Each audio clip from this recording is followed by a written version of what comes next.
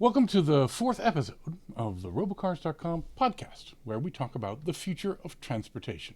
I'm Brad Templeton, a speaker and consultant on self-driving cars, and I write at robocars.com and Forbes.com. Today I've invited to join me Michael Sena. He edits and publishes The Dispatcher, now in its 10th year, I think, writing about transportation issues. He specializes in, consults on connected cars, telematics, self-driving, all aspects of the future of transportation. So as we want to do every time we do this podcast, we want to look at some of the more recent news stories and issues that are going on, and then dig into things that are of particular interest to the guest on things that are going forward in technology. So one piece of news that went in both directions was that we recently saw the death of a self-driving trucking company, Embark, which I know Michael wrote about recently, and I've talked about all these self-driving companies. A few weeks before that, we saw Locamation, a not quite self-driving truck company, but a truck convoying company, also shut its doors. The big story of last year was the death of Argo.AI, the large self-driving project that was funded by Ford and Volkswagen. But we now see it reborn in two different ways. We see Ford having hired about 700 of its people and started a new, supposedly self-driving unit within it, as well as enhancing their ADAS work. And we also see Brian Selesky and others from Argo getting funding to found a new startup, not necessarily Argo Reborn. So that's kind of interesting because, of course, the last year and this year, we've seen companies die. We've seen consolidation in industry. We're in the trough of disillusionment or disappointment from the Gartner hype cycle, and the funding money has dried up for a number of companies. And because many of these companies are not in any revenue position or anything of that sort, as soon as the funding is hard to get, they're done with. So what does this mean? And is it a good or bad sign? It's interesting to see, of course, some rebirth, although we're going to see more of this consolidation throughout the year. Michael, I know you recently wrote about some of the trucking companies. I noticed that, in fact, of course, Embark has died, and Too Simple has seen massive layoffs, and even Aurora has also seen that. Even Waymo, Via, which is Waymo's trucking element, has supposedly got more layoffs than the self-driving robotaxi part of Waymo. What are you feeling about these trucking companies? Well, trucking companies, actually all of them, but let's take Argo. I mean, the group, the owners apparently had no agreements with Ford about what they could or couldn't do after they left Ford. It doesn't seem that there were any blocks on them taking what they had come into the arrangement with Volkswagen and Ford. So, once you get on the startup train, it's pretty comfortable. You get all kinds of perks. You can travel around, and people ask you to get on panels, and they invite you to say interesting things about what's happening in the industry, and you're an important person. And if it stops and you've got to take a day job or take a 9 to 5, it's pretty difficult. So I can understand that the folks who started Argo are interested in continuing. It's a lifestyle, so pretty difficult to stop it. I think that would be a little uncharitable to say they just want to continue their lifestyle. Why? I think they want very much to work. So I know Brian Selesky not super well, but I worked with him at Google Chauffeur, which is the predecessor of Waymo. Mm-hmm. And I was actually incredibly impressed that they were able to get Ford to fund Argo with around $1 billion and still leave this otherwise unknown team with more than 50% of the equity. And it seems as though Ford may have just decided, we don't really want these guys to own so much of this project, because Ford is now picking up some of the work. They have a really good LiDAR that they also acquired, Princeton Lightwave LiDAR, that now they have enhanced quite a bit and made it one of the more impressive in terms of resolution and quality of point cloud instruments out there. So they got a lot of IP, and they basically pushed the other owners out.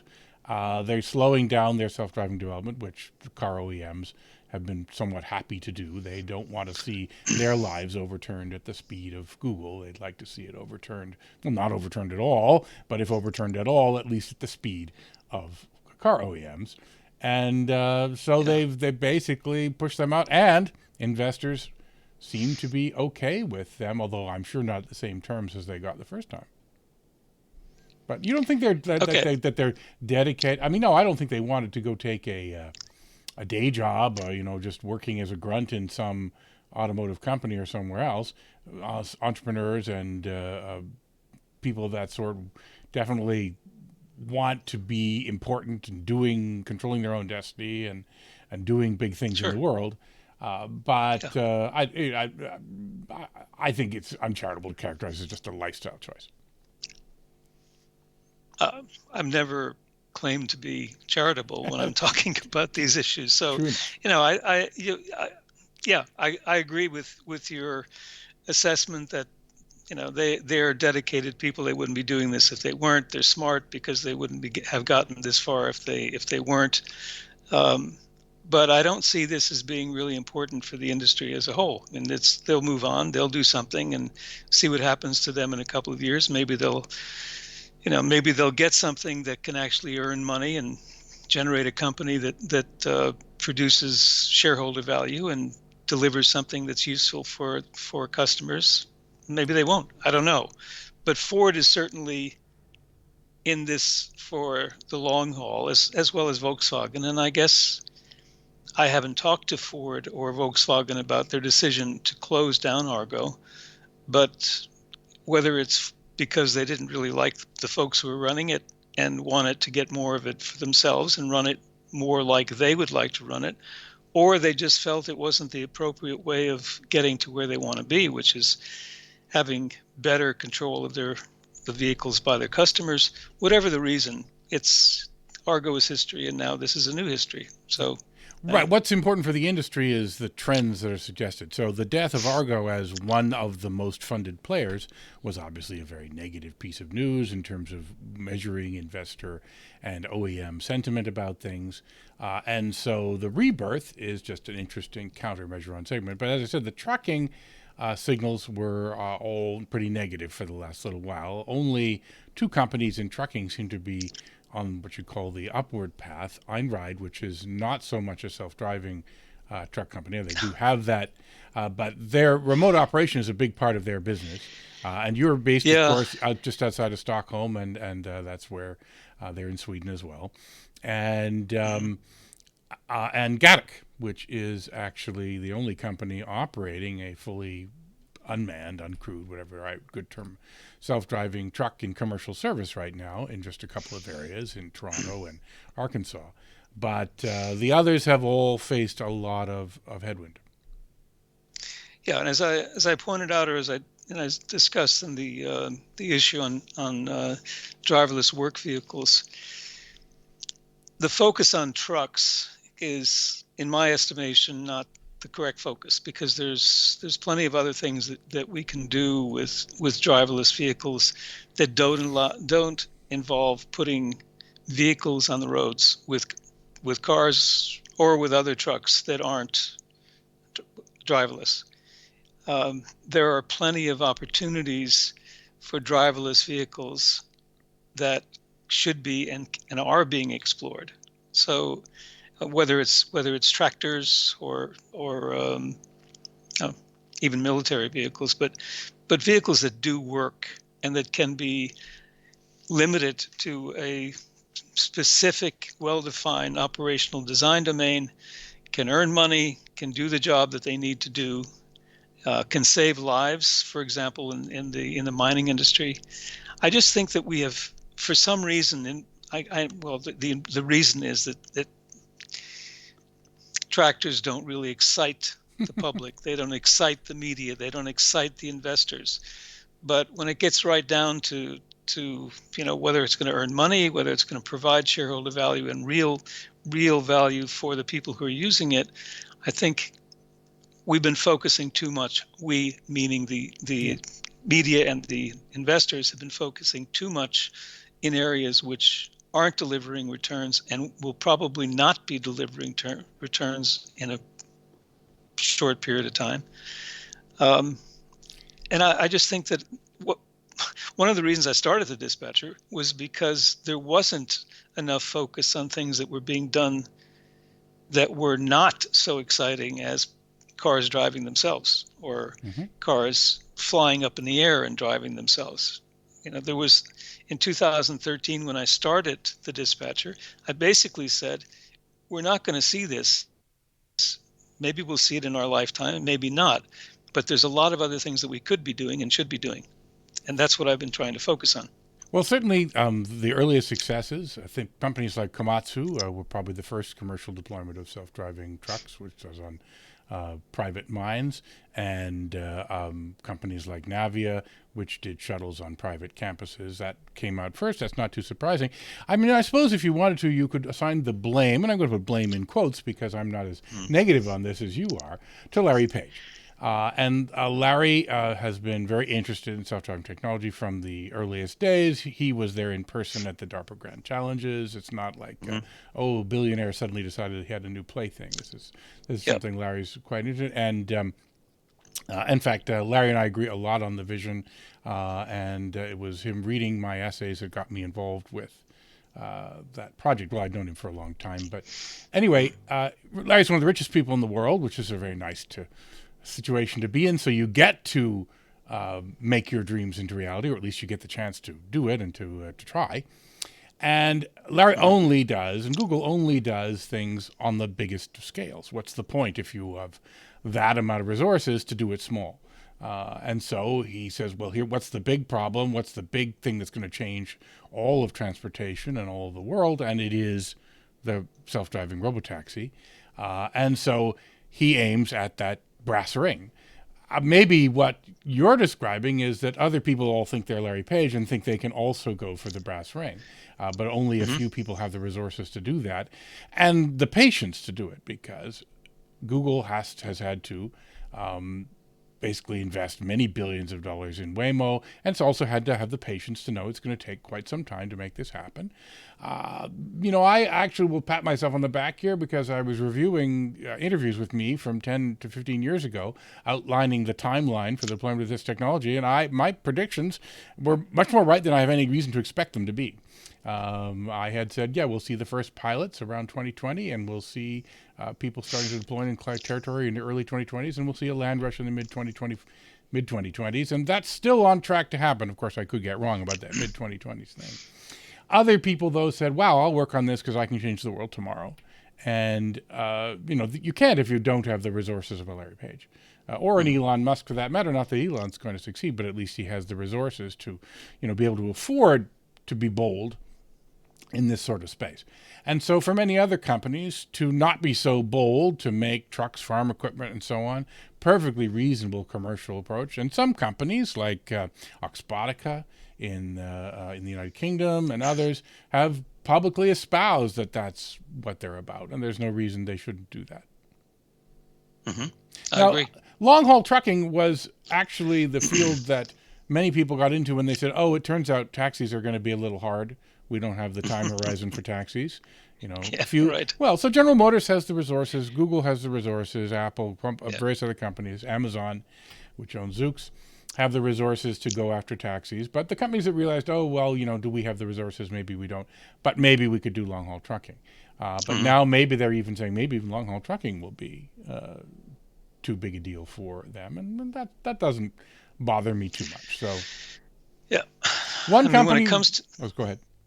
Yeah, when it comes to trucks, there's everything that we can do to make the job of the trucker safer.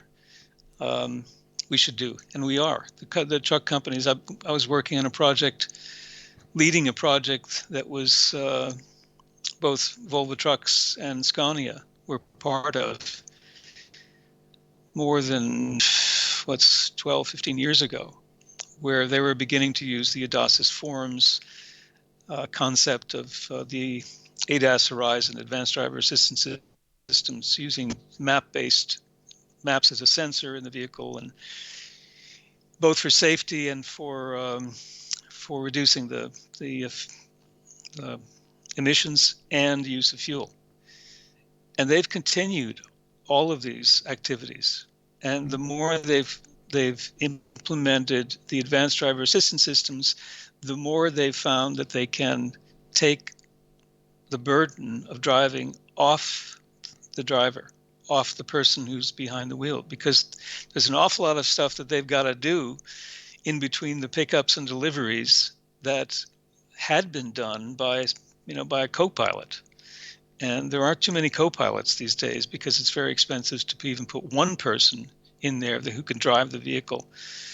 I don't know, about 30% of the long haul drivers are taking their spouses, whether they're husbands or wives, with them, and offloading some of the jobs to them.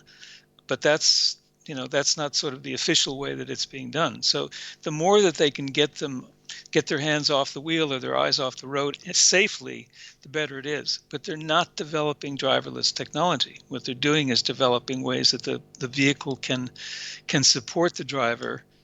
And I think this is where Ford has decided that it needs to go with cars. Mercedes-Benz has definitely gone there. BMW has gone there. Volvo backed off its whole driverless car thing after the unfortunate incident in Arizona. It was a Volvo car that the Uber person was driving. They don't want to talk about that very much. And that accident had nothing to do with Volvo. I know that. Yeah, but yes, but in the end, if I'm very close to this, so if you look at what happened after that event, it certainly had a major impact on what Volvo did and did not continue to do. I mean, the decision to put 25,000 vehicles into Uber's garage was something that was taken locally, and that decision was quickly nullified, and Uber got out of the business and Volvo got out of the business, and they're doing lots of different things. I mean, Volvo was the investment that they were making in these companies like Zenuity to get fully driverless was enormous. And then suddenly they were out of the picture, and they're not in the picture right now. Well, I mean, Geely is definitely in the picture. Geely is definitely not in the picture. I mean, Geely is doing a lot of things. Geely is not going where companies like Amazon or other companies working in the sort of driverless area. Geely is developing, along with Volvo and along with the other companies that are part of it, developing advanced driver assistance systems that will gradually move in that direction. And they, every now and then, they come out and say, well, we're investing in this, and we've got this little group here doing this, and their major group is CEFT, and that's in Gothenburg, and they're doing all kinds of great things at CEFT. They've got some other work that's being done in China, but Geely's got its head down, and they're going first towards electrification.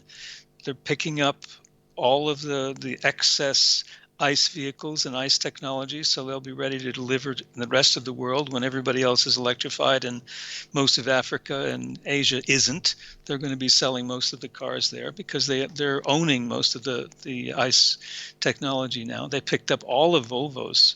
They own all of Volvo's ICE technology in this little company that they got together. Started with Volvo, and then they moved on, and now we're in there with Renault. So, I think there's the car companies are getting too little credit, and I think part of the reason for that is that everyone is focused on giving as much credit as possible to Tesla,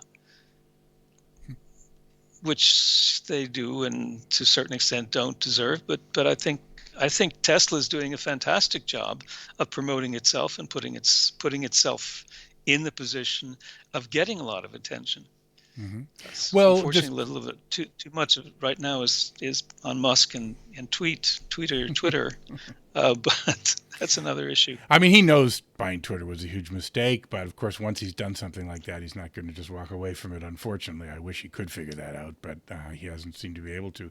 But Geely has become the partner for Waymo in the production of their robotaxi. Geely is also working a lot with Mobileye on the one of the first OEMs to incorporate Mobileye's chauffeur system. So I wouldn't say they're not involved in self-driving.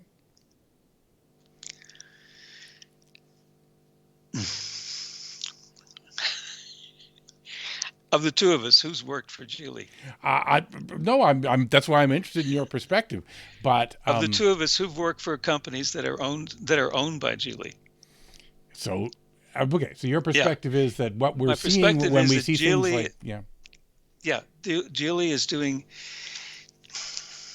Geely has done a fantastic job of putting money into companies and getting them into a position where they can take the money out of those companies. They've done that in a very good way.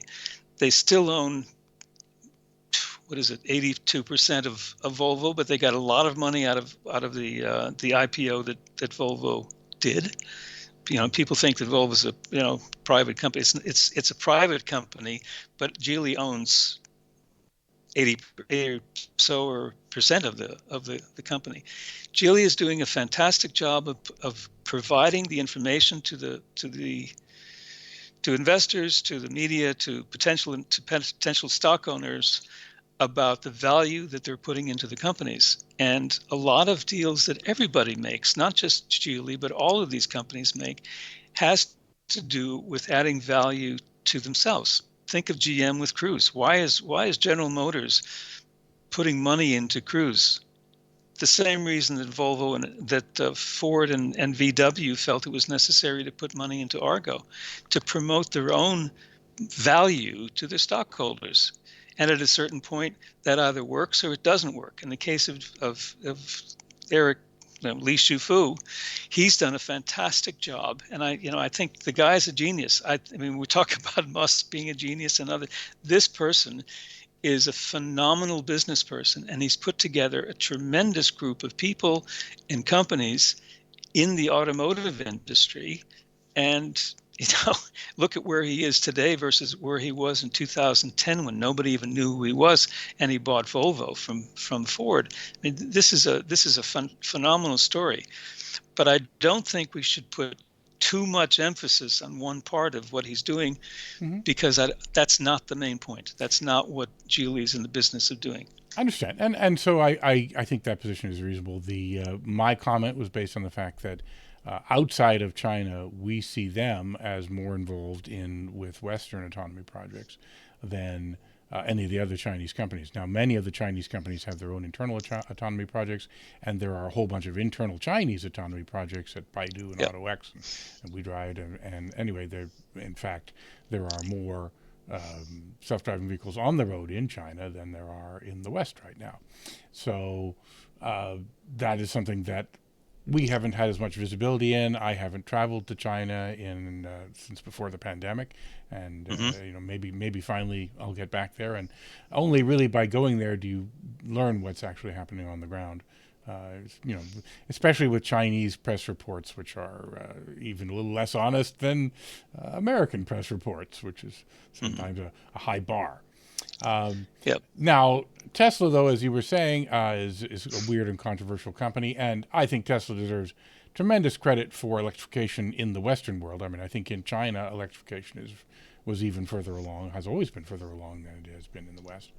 But the Western world basically was not rushing to electrification, and Tesla changed that, and so I give them a lot of credit for that. Well, for better or worse. I mean, you've read the Dispatcher. You know that I'm not the biggest fan of fast electrification or electrification as the only solution for what we're trying to do. And I think one thing that Tesla has, Tesla's two parts. It's Tesla and all of the good people who work for it and all of the industry that it's developed, and it's Elon Musk. Now, whether Elon is going to take all of Tesla with him, along with his family who want to go to Mars with him when he decides it's time to go there, I think that's an open question. Well, Tesla, we're as quite a some company, distance in time from any voyage to Mars.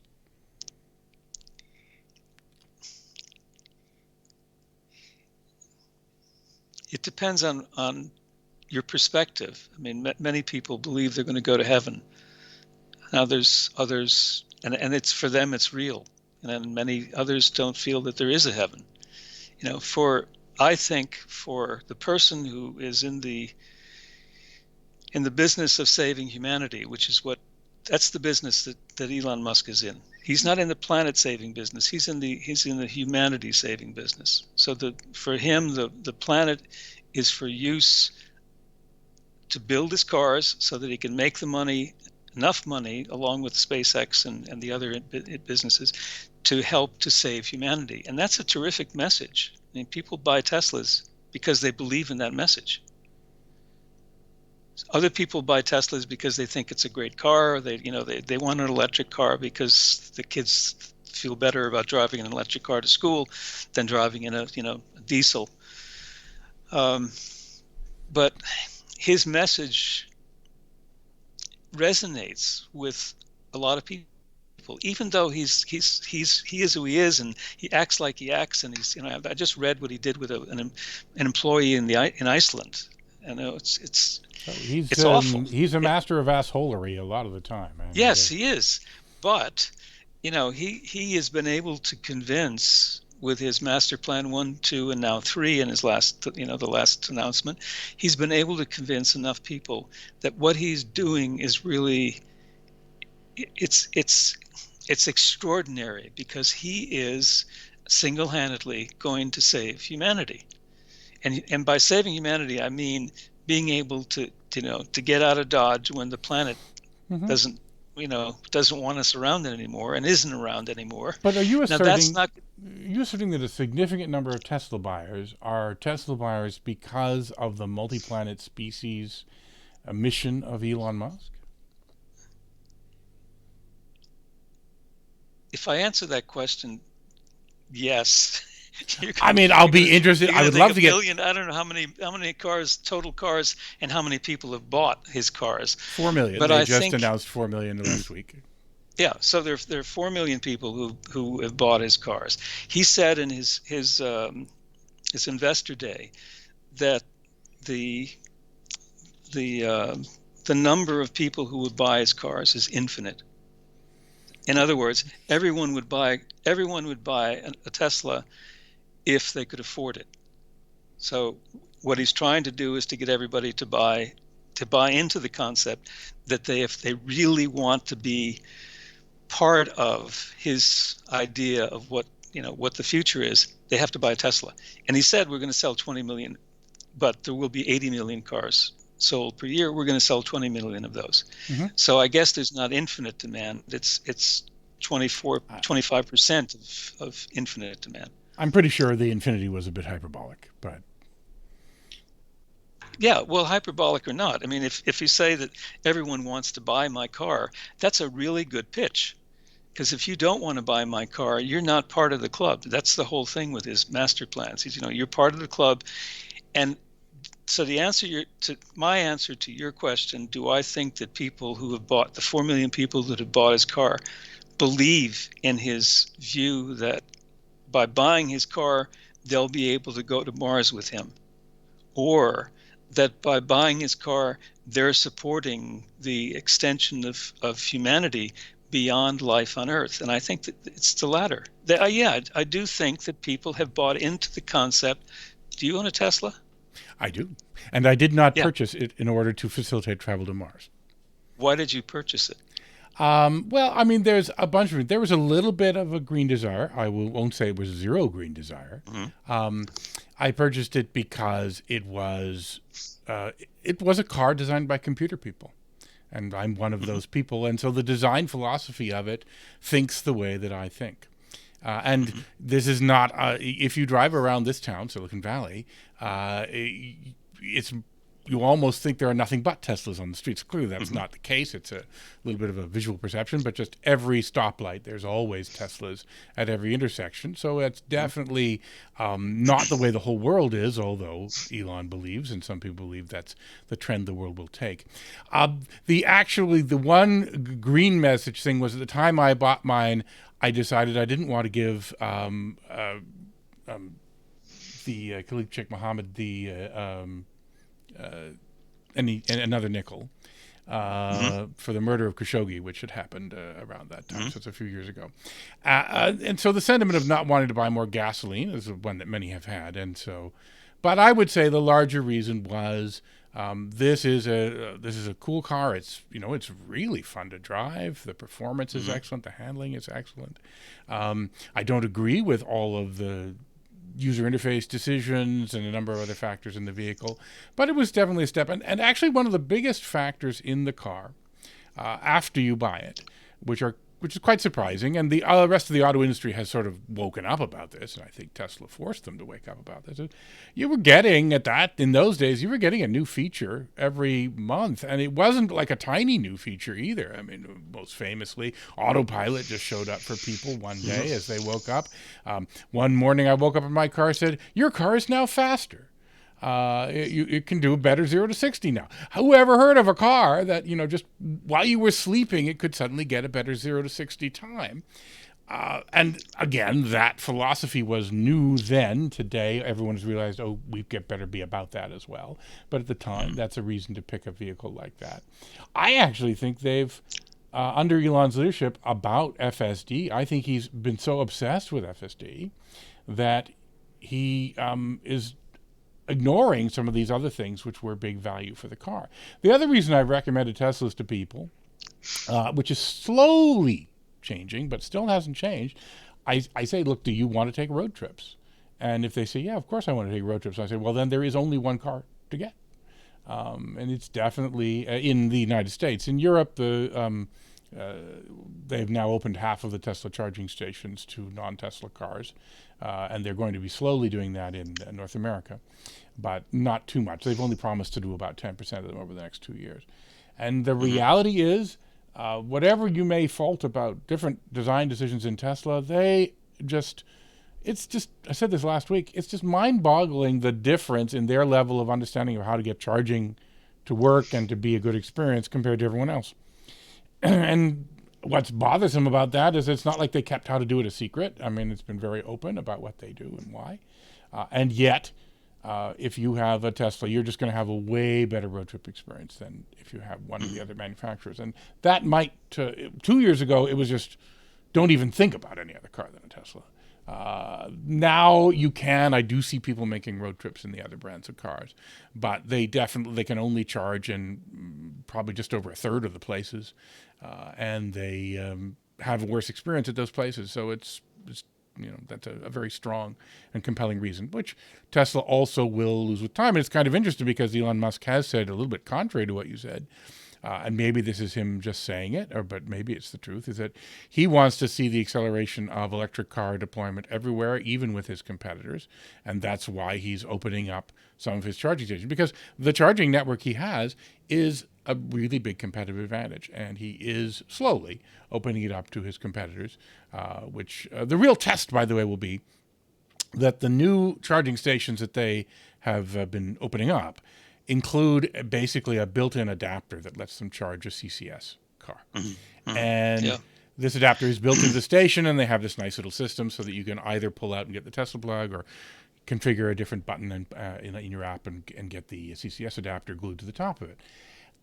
If he's willing to sell that CCS adapter to people so that they can charge at any Tesla station with it, that will be a true sign that he's, just wants it to be more acceptable to have an electric car. Because people, when they're buying an electric car and they say, why am I not buying an electric car? And taking road trips and the ease of charging on one is definitely one of the things that they cite.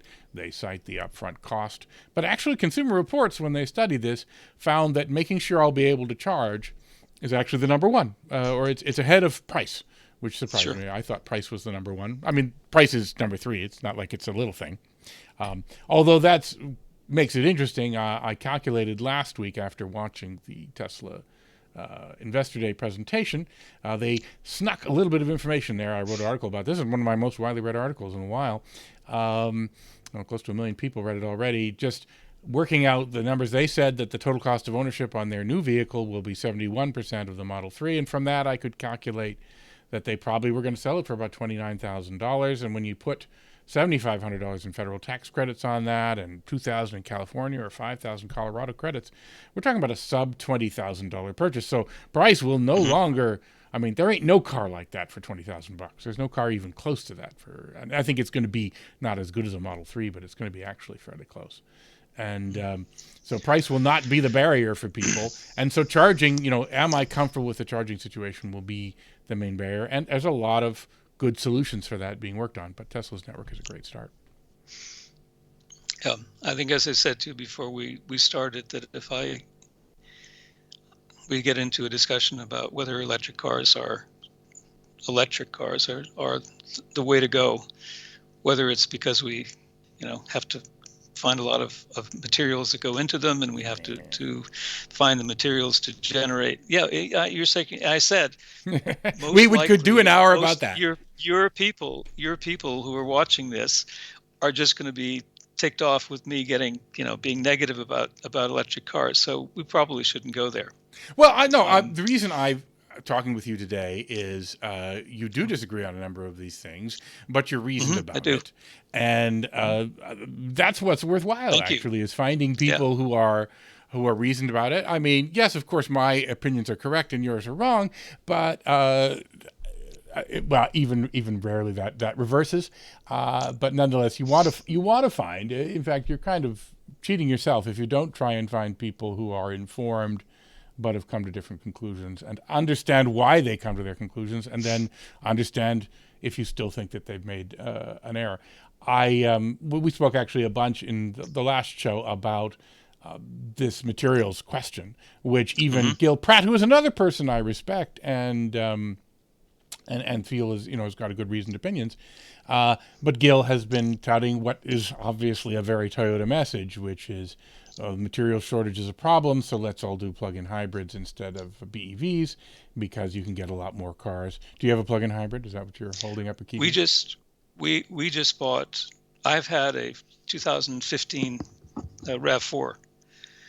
No, but it's a hybrid. It's not the plug-in hybrid, right? No, it's. I had a 2015 RAV4 that was a gasoline ICE vehicle. And before that, I had a 2009 RAV4. And my wife needed a new car. She had a Toyota Corolla 2006, and we just bought a brand new Toyota RAV4 hybrid.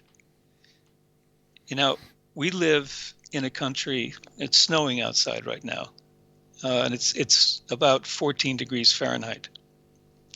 So we live in a country where if you live outside of the city, in any place like we do, our condominium is outside of the city of Strängnäs, which is 35,000 people, and the parking lots all have not electric chargers, but electric plugs. Yeah, it's not even block heaters. It's cabin heaters. So you have like the Volvo diesel would have this normally, but all cars, you plug your car in, and for 3 hours you've got a fan inside the vehicle which warms up the cabin, but it also warms up the entire car, so that the 3 inches of 4 inches or 5 inches of snow that fell on it at least are gone from the windows, and particularly the windscreen. This helps the car tremendously. So we're used to the whole idea of having to plug the car in and making sure you unplug it when you leave. I have been known to leave without unplugging the car, and have got, my little thing looks like this instead of being up straight. But generally, we managed to do that. The idea of having to plug the car in wherever I am, whether it's staying in our apartment in Stockholm or going to another place where we have a small location, and having to worry about getting there, plugging in, and doing all this stuff. And I said, life right now just is too complicated to have to do that. In addition, because it is an addition, it's not the same plug, and that's No, not I know. doing the same thing. In addition to having to plug the car in to be able to not spend half an hour in the morning when we get up to get the car cleaned off from the snow and the ice, which bakes it in. This doesn't happen in Silicon Valley. No, it doesn't. Now I'm Canadian, and I'm used to climate where people do have to plug their cars in. Although the part of Canada I grew up in is not as bad as some of the parts, which I've also been Yeah. to. Well, we didn't have plugs in Scranton, Pennsylvania, but but we had a garage. Yeah. So the car went into the garage, and the car was nice and fine. But we don't have a garage, and we haven't had a garage for the 30 years that we've lived in Sweden. So the car has been out there. But I have absolutely no interest in going through the plugging in, finding a plug, and having the car, worrying about whether the car is going to be juiced or not. It's just too much. Theodore Levitt. He was a Harvard Business School professor. He was the editor of the Harvard Business Review. I'll be writing about this in the next issue of the Dispatcher. He is the person who asked the question, "What business are you in?" This was a 1959 article, Yeah. which essentially I love got that him question. the job. I ask that question all the time of people. Yeah, well, yeah, I'm sure you'll like the article. I mean, what business are you really in addresses is, of that. course, the actual question. What business are you really in? He's actually said the reason they defined their industry incorrectly was that they were railroad oriented instead of transportation oriented. They were product oriented instead of customer oriented. It starts with the whole issue of what business the railroads were in. He takes the point that the railroads really weren't in the railroad business. They were really in the transportation business. And I take the point that railroads in the 1800s and early 1900s, they weren't in the railroad business. They weren't in the transportation business. They were in the country building business. And once they were no longer in the country building business because the government decided, we don't need them to build the country anymore. You've done everything. You've built your 200,000 miles of rails. We're connected. We're all over the place. I'm going to move on. So they moved the government, starting with Roosevelt and then Taft and Wilson. They moved on to the next country builders, and the next country builders were General Motors and Ford and Chrysler. It's really important to understand what business you really are in, but oftentimes we and others who are in the strategy business make the wrong conclusions about what business we're in. This is why I said earlier, Elon Musk is in the car business. If you listen to everything that they delivered in that, and I listened to the entire thing. There wasn't this company was definitely telling us we are in the car business. The cars we're making are electric. They will be autonomous. It's very important for us. It's autonomy, and he used the word autonomy. I don't like to use that word. It's driverless. It's driverless technology and electrification. I hate the word driverless, but anyway. I know you do. That's why I like to use it. Oh, okay. Yeah. It's not as bad. If you want to get Steve Flat over and say autonomous to him, he'll go nuts. But anyway. Yeah. This is what we're doing, and look, we're taking you through all of the things that we do, and we design the machines, and we are definitely in the car business. Except for that first 30 minutes of here we're in the world saving business. Exactly. We're in the humanity saving business. We're in the business of saving humans. And that was, for me, that was the takeaway. Elon Musk had everybody up there, his entire first line of staff, sending the message, we know how to build cars. we will build the best cars. We're going to be able to build these cars because people want them, and they're going to buy them, and we're going to sell 20 million of them. We're going to be twice as big as Toyota. He didn't say that, but Toyota sells 10 million, right? Oh, They're the number one. He knows, and they're up to 1.3 million, and they'll be over that this year. So they're going to sell 20 million cars. Okay, I don't know whether they will or not, doesn't matter, but they're in the car business. When we've got companies, BMW tried this, Mercedes tried this, Volvo's partly doing this. No, we're in the mobility services business. We're not even in the transport business. We're in the mobility services business. And what Levitt talks about here, he says there's no service business. Everybody's in the service business. If General Motors, and he says this, if General Motors wasn't in the service business, they wouldn't have any business at all. But the part that he got wrong was that General Motors, the company, they're not in the car selling business. They're not in the maintenance business. They're in the business of manufacturing cars. All of their dealers, which no longer are their dealers, they're not exclusive anymore. They're all in the services business. So these two groups together, for the customer, they sell the car, they build the car, they sell it, they maintain it. This whole group together are in the car manufacturing and services business together. The more technology you've got, the more service you've got to deliver with that. Where I see the problem, and I've seen this from with Tesla, it's you can get an update. What happens? This question is probably moot in California, but it's not moot in Sweden, or it's not moot in many places like Pennsylvania. What happens when something goes wrong with the car? What do I do? Where do I take the car? How do I get it there? Who's going to take care of me once I've brought the car there? Am I going to get another car? Well, apparently for some reason at a particular time, they were giving you a loaner. Even when they deliver the car, they deliver it to you. Now it's a whole different thing. All of the things that the service part, the dealers were doing, Tesla is now having to put those pieces together. They've got Volvo now servicing their cars. Yep. They'll have the same kinds of arrangements with Ford, with General Motors, I'm sure, because customers expect that they will be taken care of.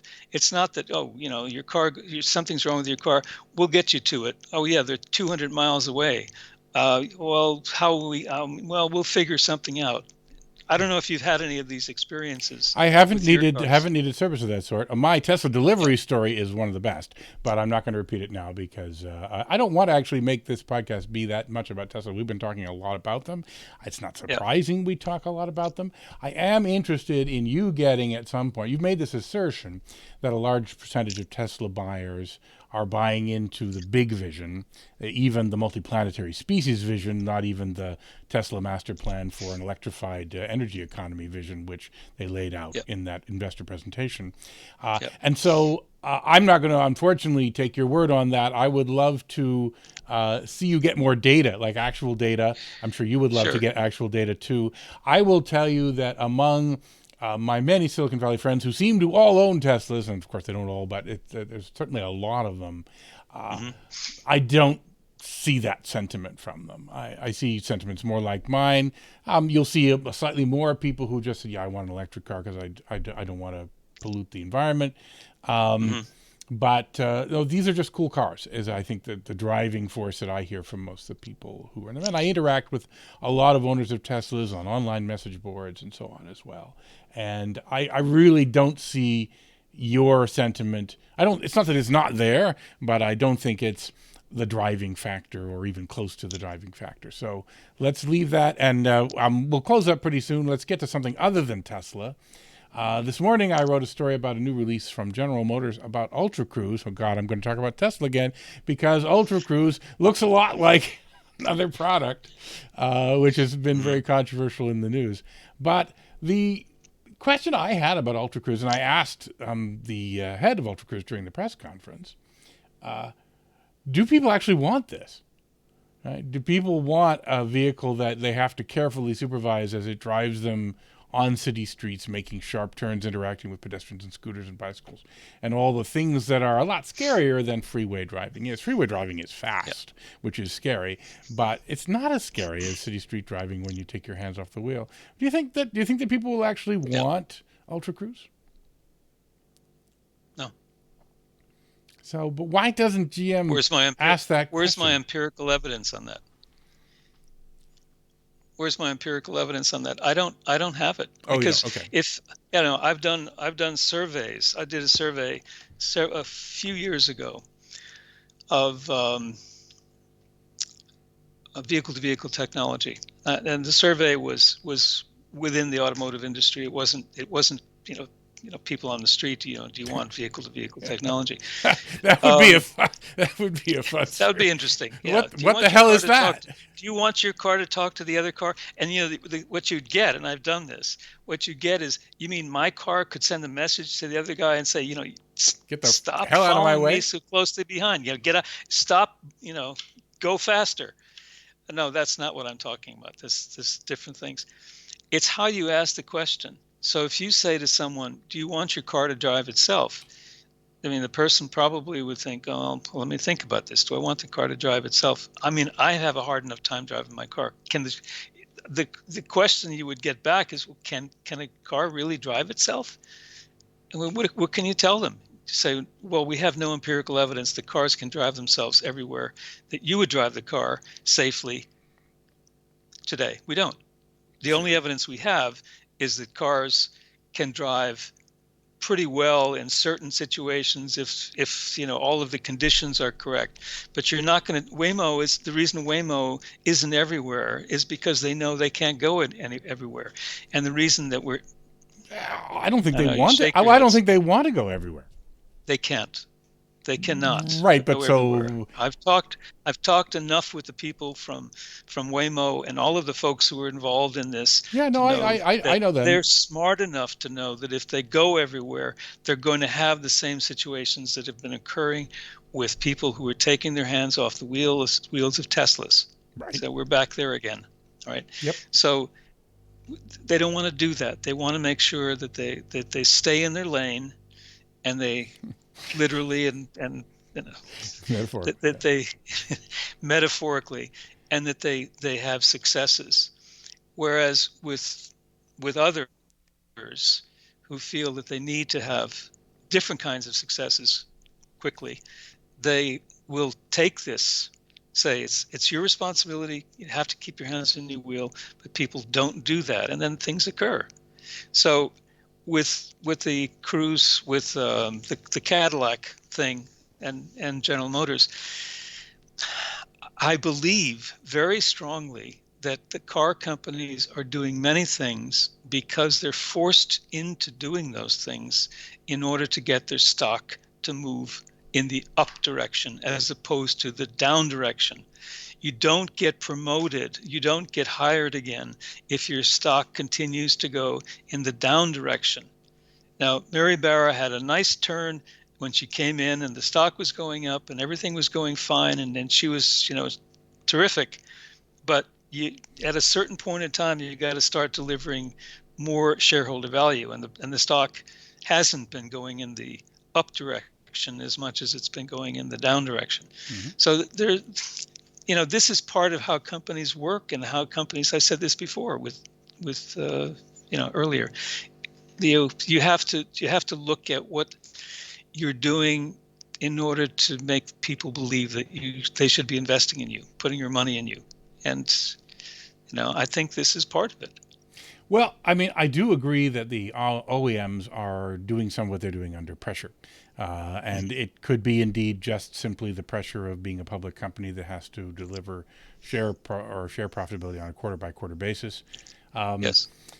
On the other hand, I think the origin of that pressure, there's some reality behind it, in the sense that they should understand that there's a potential for a massive change in how the automobile industry works and what business they're really in.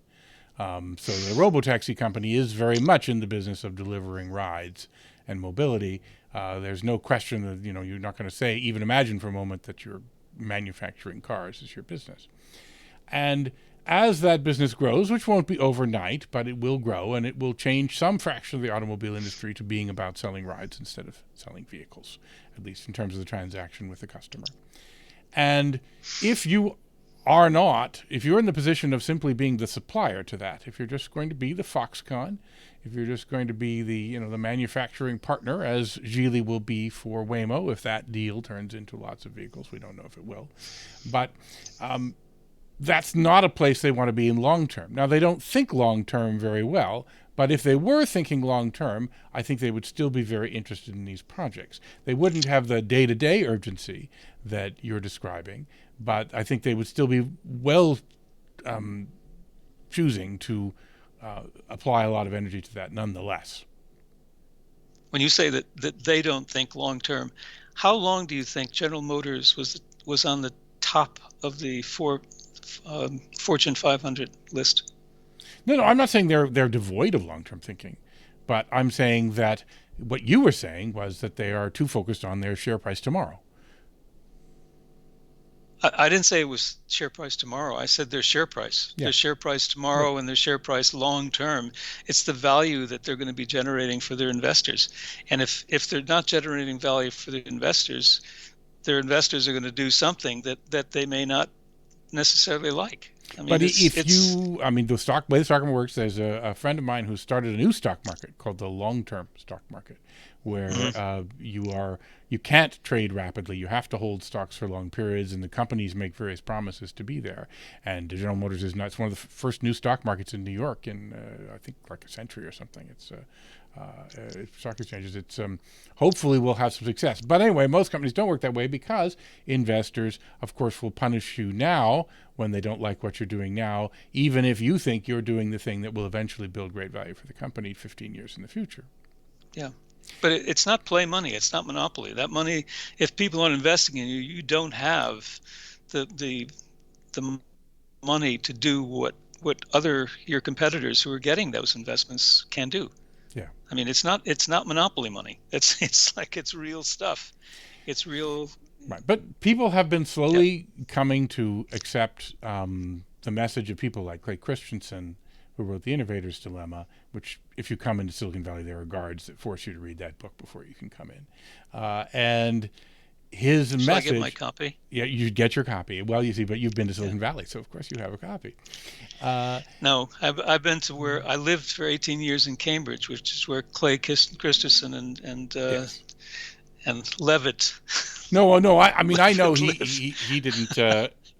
with Tyrone, I think he spent his last years, I guess, doing stuff in Asia, right?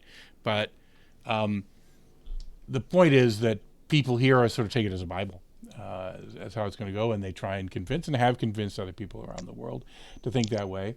And so the automobile industry, some people in it have said, is this going to happen to us? And if it's going to happen to us, how do we prepare for it? Because, of course, the history outlined in that book of many industries of the incumbents, even when the incumbents were smart people who saw what was going on, and many people inside the company knew.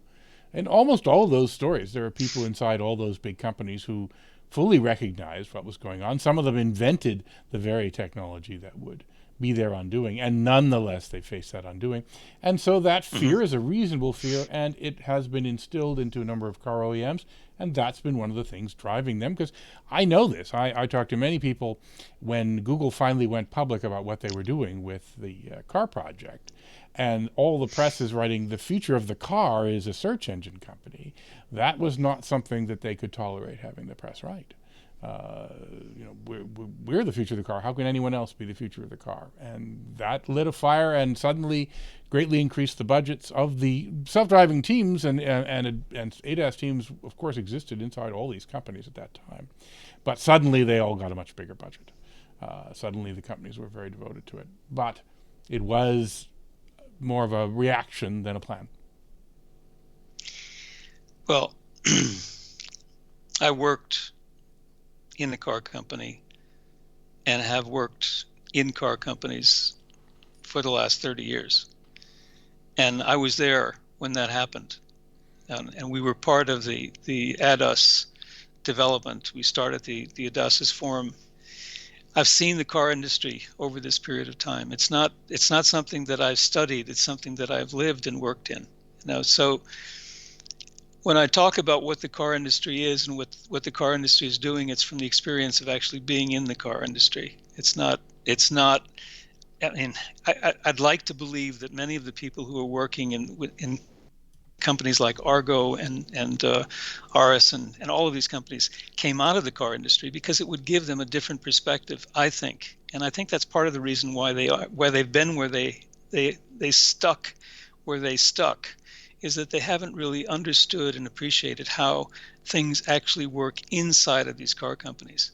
And I think maybe if the reason why Ford decided to bail out of its thing with Argo, it probably had something to do with the disconnect that continued. I don't know that for a fact, but I can imagine that after a certain period of time, you try to force a change inside of an industry that is working.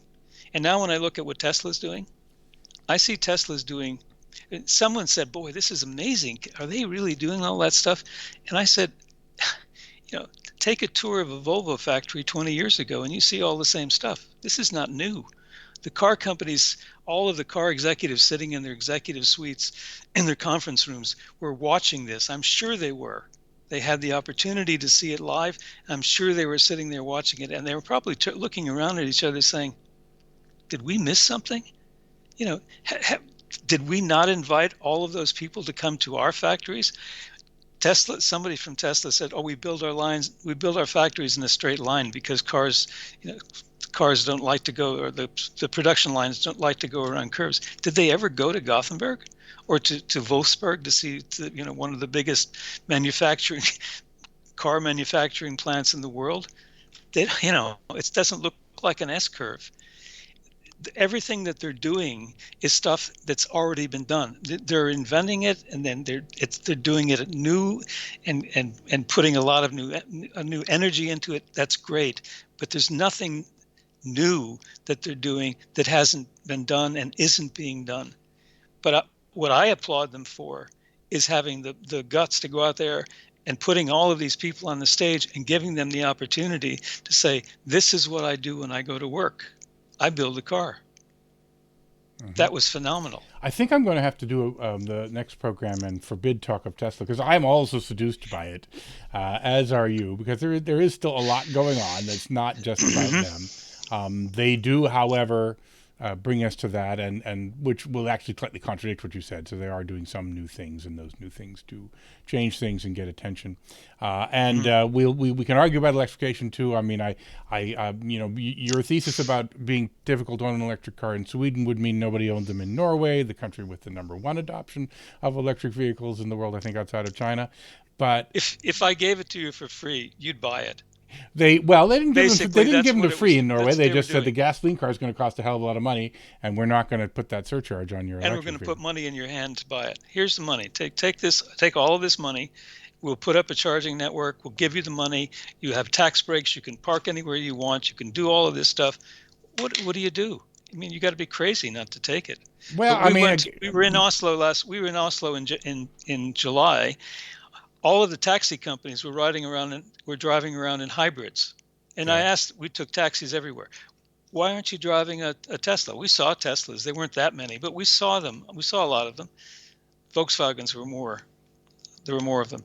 And they said, "Are you crazy? Why would I buy a Tesla? I want to have a car that I can, drive 24 hours and get money. I don't want to have to charge it, even if it's a couple of hours that I have to charge it. That's money that I'm not making." So they're all driving around in hybrids, and people are driving their Teslas. Anyway, lots of other topics. We could do an hour on each of these topics, and I do want to. We have hit an hour, so we're going to say goodbye for today, and I'm sure there'll be more to talk about in the future. Thanks for coming, Michael, and thanks to all of you for listening or watching. We'll return sometime in the next week or two with another robocars.com podcast. I'm Brad Templeton.